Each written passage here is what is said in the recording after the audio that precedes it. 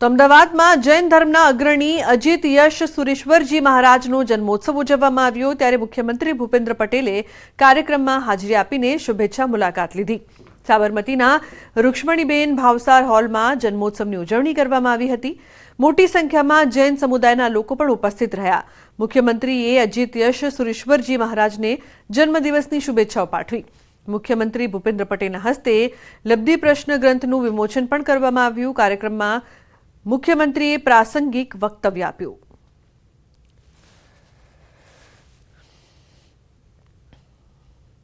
તો ગુજરાતના મિની તરણેતરના મેળાની ઉપમા મેળવનાર કચ્છનો મોટા યક્ષદાદાના મેળાની રવિવારથી શરૂઆત થઈ જશે। કચ્છ જિલ્લાનો ભુજ નખત્રાણા રોડ પરના સાયરા ગામ પાસે મોટા યક્ષનો ભાતીગળ લોકમેળો વર્ષોથી યોજાય છે। કચ્છનો મોટામાં મોટો આ મેળો બ્રિટિશ શાહી રાજાશાહી વખતથી ચાલ્યો આવે છે। જે આગામી રવિવારથી બુધવાર સુધી એમ 4 દિવસ ચાલશે। આ મેળો 1283મી વખત ભરાશે। 4 દિવસ ચાલતા મોટા યક્ષના મેળામાં લાખોની સંખ્યામાં સહેલાણીઓ ઉમટે છે। તો સાથે જ હજારો લોકોને રોજગારી પણ મળે છે। ખાણીપીણીથી માંડીને મનોરંજનની વ્યવસ્થા પ્રવાસીઓ માટે અહીં કરવામાં આવી રહી છે। તો સુરક્ષા માટે ચુસ્ત પોલીસ બંદોબસ્ત તેમજ સ્વાસ્થ્ય માટે આરોગ્ય સેવા પણ અહીં તૈનાત કરવામાં આવે છે।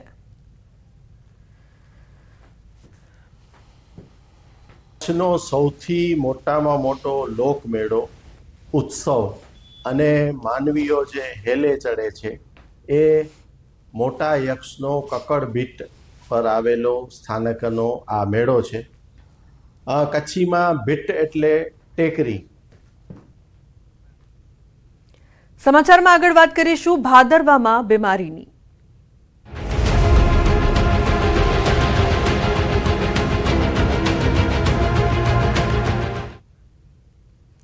તો ચોમાસાની સિઝન બાદ બનાસકાંઠામાં રોગચાળો વકર્યો છે। જિલ્લામાં ડેન્ગ્યુના 20 કેસ નોંધાયા છે, જેમાં પાલનપુરમાં 10 જેટલા કેસ નોંધાયા છે। રોગચાળો વકરતા જિલ્લામાં આરોગ્યની 222 ટીમ તો પાલનપુરમાં 28 ટીમ સર્વે કરી રહી છે। પાલનપુર શહેરના જનતાનગર, હરિપુરા, બાવરી ડેરા, અમીરબાદ સહિતના વિસ્તારોમાં રોગચાળાએ ભરડો લીધો છે। રોગચાળો વકરતા સ્થાનિકોનો પાલિકાની કામગીરી સામે રોષ જોવા મળ્યો। ગત વર્ષ કરતાં આ વર્ષે બનાસકાંઠામાં ડેન્ગ્યુના કેસોમાં વધારો થયો। ગત વર્ષે 13 કેસ હતા તો આ વર્ષે 20 કેસ નોંધાયા છે। હાલમાં આ રોગોને ડામવા આરોગ્ય વિભાગની ટીમે કવાયત શરૂ કરી છે। ચાળો ફાટી નીકળ્યો છે, પછી આ ઘરે ઘરે બીમારી છે, આ ઉલટી ઝાડા બહુ વધી ગયેલા છે। એવું અમારી માંગ છે કે રસ્તા બસ્તા સાફ કરો, પછી આ ગંદકી બધું આ નગરપાલિકા આવીને દેખી જાય કે અમારે કેવી પરિસ્થિતિ છે। પછી અમારા ઘરનો હવે જો દુકાન છે બરાબર, આખો દાડો ગાડીઓ હેડે, એકલી ગંદકી ઉડે તો અમારા ઘરમાં અમારા મચ્છર બહુ જીવ પડી ગયું છે। હાલમાં જે બ્રીડિંગ સોર્સ હોય ને મોસ્કીટોના માટેનું જે વાતાવરણ હોય તે અને અનુરૂપ હોય એના કારણે થોડા ડેન્ગ્યુના કેસોમાં વધારો જોવા મળ્યો છે। પરંતુ અમારી 322 ટીમો બનાસકાંઠામાં ઘરે ઘરે સર્વેલન્સ કરી રહી છે, એન્ટી લાર્વા કામગીરી કરી રહી છે। જ્યાં પાણી ભરાયેલા છે વરસાદના કારણે ત્યાં બળેલું ઓઇલ નાખવામાં આવી રહ્યું છે, ગંદકી છે ત્યાં નગરપાલિકા દ્વારા સફાઈ કરવામાં આવી રહી છે।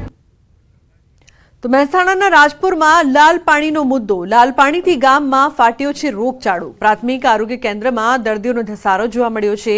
રોજના 20 જેટલા દર્દીઓ સારવાર લઈ રહ્યા છે। લાલ પાણીથી વધી રહ્યા છે ચામડીના રોગ। આરોગ્ય વિભાગ પાણીના સેમ્પલ લઈને તપાસ કરશે।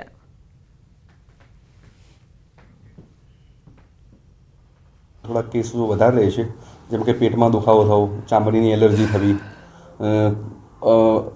અનઆઇડેન્ટિફાઈડ સ્કિન ડિસીઝ કે જે ખબર જ ના પડે શું થયું છે, એવા બધા એટિપિકલ કેસો ઘણા બધા હમણાંથી વધી ગયા છે। એવરેજ 20 થી 30 પેશન્ટો ચામડીની સમસ્યાઓ અને પેટની સમસ્યાઓ લઈને આવે છે મારા ત્યાં। રાજ્યમાં એક એવો વિસ્તાર છે જ્યાંના લોકોને મળી રહી છે લાલ પાણીની સજા। કુવા અને બોરમાં પાણી છે, પરંતુ તે પાણી ખેડૂતો, પશુપાલકો અને ખેડૂતોની જમીન માટે ધીમું ઝેર બન્યું છે।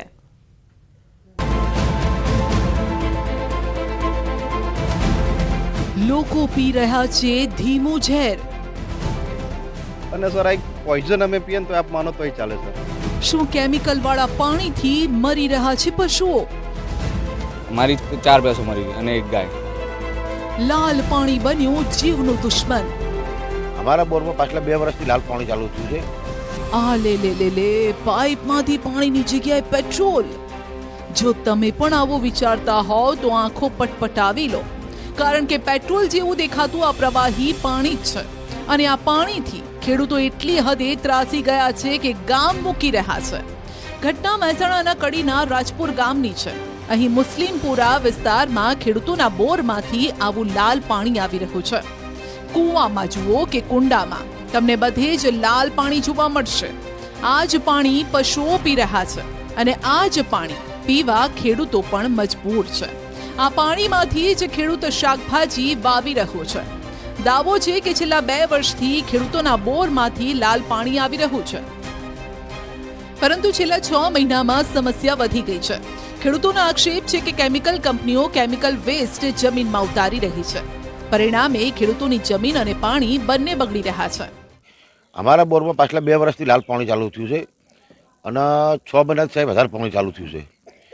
અમારા આજુબાજુ કેમિકલની કંપનીઓ સાહેબ 20 થી 25 હશે કંપનીઓ, બધા ડ્રિલિંગ કરીને જમીનમાં પાણી ઉતારે છે અને એ જમીનમાં પાણી ઉતારે છે એટલે અમારે અહીંયા આગળ પાણીની બહુ તકલીફ પડે છે. ખેડૂતોનો આરોપ એવો છે કે આ પાણી પીવાથી બીમારીઓ વધી રહી છે. વારંવાર રજૂઆત છતાં તંત્ર માત્ર સેમ્પલ લેવા આવે છે, પરંતુ બાદમાં કોઈ કાર્યવાહી નથી થતી. અને સર આ પોઈઝન અમે પીએ ને તો આપ માનો તોય ચાલે સર. હું આપના માધ્યમથી સર બીજું જણાવું કે આજે આપણે કોઈ બી માણસનું મર્ડર કરી દઈએ ને સર તો એ 302 લાગે. આજે સર અમને આ પોઈઝન ધીરે ધીરે આપીને સર આ લોકો અમને આજે ખતમ કરવા માંગે છે. ને સર આ 2 વર્ષમાં સર અમને નથી લાગતું કે અમે બધા જીવતા રહીએ, કારણ કે સર આપ એવું હોય તો પંચાયતમાં જઈને સર તપાસ કરો કે કેટલા લોકોના મૃત્યુ થયા અને ભયંકર રીતે સાહેબ ભયંકર કેન્સરો સર આજે અમારા રાજપુર ગામમાં ફેલાઈ રહી છે સર, ભયંકર બીમારીઓ સર. હાલ હવે ફરીથી પોલ્યુશન કંટ્રોલ વિભાગે અહીંથી સેમ્પલ લીધા છે, તપાસ માટે મોકલાયા છે. તપાસમાં જો કંપનીની બેદરકારી સામે આવશે તો આ અંગે કાર્યવાહીની પણ અધિકારીએ ખાતરી આપી છે. બોરમાંથી જે કલરવાળું પાણી આવે છે એટલે બોરના સેમ્પલ લઈ એના પેરામીટર ચેક કરી જે તે ઇન્ડસ્ટ્રી લાગતી વળગતીમાં જાણવા મળશે એની પર કડક એક્શન વડી કચેરી ગાંધીનગરથી લેવામાં આવશે. લાલ પાણીની રામાયણ ચાલી રહી હતી અને ત્યારે જ અહીં એક નવો કિસ્સો સામે આવ્યો. અહીં એક પશુપાલકની 3 ભેંસ અને 1 ગાયનું અચાનક મોત થયું. પશુપાલકનો દાવો છે કે પશુઓના મોત બાદ તેમણે પોસ્ટમોર્ટમ કરાવ્યું. તેમાં ઝેરના કારણે પશુઓના મોત થયું છે તેવો ખુલાસો પણ થયો છે. પશુપાલકનો આરોપ છે કે થોડા દિવસ પહેલા તેના ખેતરની બાજુની કંપનીની પાઇપ ફાટી ગઈ અને કેમિકલ તેના ખેતરમાં પડ્યું, જ્યાંથી પશુપાલક ચારો લઈ આવ્યો હતો અને પશુઓને ખવડાવ્યો હતો. આમ કંપનીની બેદરકારીના કારણે પશુઓના મોત થયાનો પશુપાલકોનો દાવો છે. આ કંપનીમાંથી જે કેમિકલ ઉડી અને પાઇપ ફાટીને મારી આ ખેતરના ઘાસચારા પર પડ્યું હતું અને આ ઘાસચારો હું કાપીને ઘરે લઈ ગયો હતો અને એના લીધે એના પેટમાં પોઈઝન થઈ ગયું. મેં રિપોર્ટે કરાયા અને એનું પોસ્ટમોર્ટમે કરાયું તો એના રિપોર્ટમાં એ જ આવે છે કે આ કેમિકલના લીધે ઘાસચારો ખાઈ ગઈ છે ભેંસો અને એના લીધે એને પોઈઝન થઈ ગયું. હવે આ અંગે પણ મામલો પોલ્યુશન કંટ્રોલ વિભાગે પહોંચ્યો. પોલ્યુશન કંટ્રોલ વિભાગે અહીંથી જમીનના સેમ્પલ લીધા, તપાસ માટે મોકલી આપ્યા. ફરિયાદ અન્વયે જો ભેંસો જે મરી ગઈ છે એ કંપનીની પાછળ જે કંઈ જાણવા મળ્યું છે એના સોઇલના સેમ્પલ લીધા છે. ફરિયાદીએ જણાવ્યું કે આ જગ્યા ઉપરથી જે કંઈ ભેંસોને મરી ગઈ છે તો એ જગ્યા ઉપર ને સોઇલમાં શું કન્ટામિનેશન છે કે એ માટે ચેક કરવા માટે સેમ્પલ લીધા છે. આમ દાવો છે કે હાલ રાજપુરના ખેડૂતો અને પશુપાલકો કંપનીના કારણે ધીમે ધીમે મોતના મુખમાં ધકેલાઈ રહ્યા છે. જો કે આ અંગે તપાસ બાદ સાચું કારણ પણ સામે આવશે. આ તરફ ઉમરેઠ નગરના કાજીવાડ વિસ્તારમાં દૂષિત પાણીથી રહીશો પરેશાન છે. સતત 2 દિવસથી ગંદુ પાણી આવતા સ્થાનિકો રોષે ભરાયા. તાત્કાલિક સમસ્યાના સમાધાનની માંગણી કરી છે.